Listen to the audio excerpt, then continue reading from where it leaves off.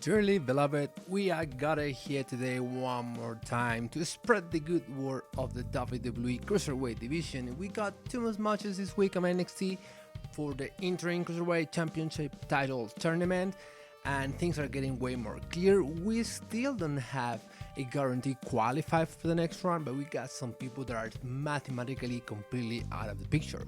Once again, this is Marty Phillips for Want to Talk Wrestling, and let's talk a little bit about what happened yesterday on NXT.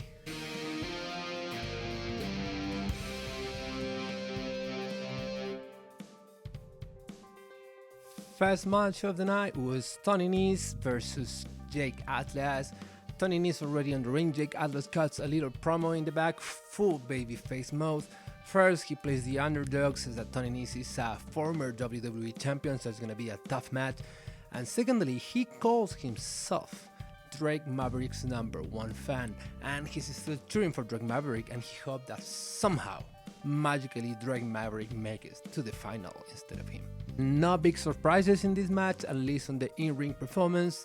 Jake Atlas is always playing around with his cheerleader moves, and Tony Nese give it a little more a strong style and more fierce. Jake Atlas hits a pretty cool neckbreaker, which seems to be some sort of a signature move of him, and goes to the third rope, but Tony Nese caught him fast and basically held him prisoner for around 5 minutes, just punish him on the corner of the ring. But Atlas make it back to the third rope and hit his rainbow DDT, which is probably the only kind of gymnastic move that he does that makes any sense, at least on a competitive standard. And now he's 2-on-1 on the board, and Tony Nese is the only one with 0 points from everybody in this tournament. We get a backstage interview by Swerve Scott, just the typical cocky promo, but the way he delivered it was pretty good. This was main event caliber, and I'm pretty sure eventually Swerve is gonna get the position that he used to have when he was involved, that main event guy, which is gonna be kind of difficult here in WWE because he is already positioned as one of the guys from the Cruiserweight division. But through the years, we have had all these amazing Cruiserweight guys that had made it to the top. Guys like Chris Jericho and Eddie Guerrero, just to mention a few. One very important thing to highlight about this promo is that he says if he can't score a single point in this tournament, he would quit wrestling at all. This is going to be very important because it's going to play a very important part on the next match. Swerve Scott now is up to face Jack Gallagher. Jack Gallagher is already on the ring. While Swerve Scott is making his entrance, he got surprised by Tony Nese, who attacked him from the back and threw it to the staircase.